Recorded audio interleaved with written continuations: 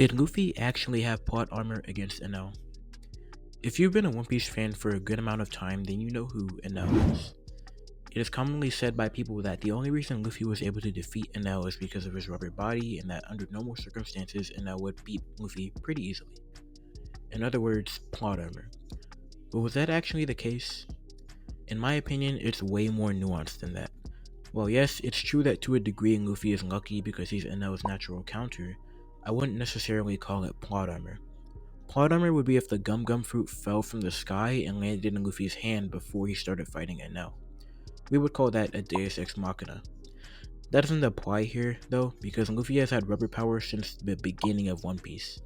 So it's not plot armor for him to be immune to lightning attacks if it was something that's been set up from the start. As for how the actual fight went, nothing about that fight was plot armor. Luffy countered Enel's observation haki by emptying his mind and fighting purely based on reflexes. Then after realizing he couldn't fight back while in his mindless state, he created an attack to hit Enel at random. That's just pure battle IQ. Also, Luffy would need to be as strong as Enel in the first place to even land hits on him, regardless of being a rubber man. We see that when someone like Karakiri,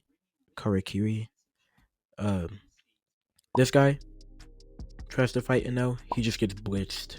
Pretty much anyone who tries to fight Enel gets blitzed and one-shotted. And Enel has other ways of killing people outside of his devil fruit.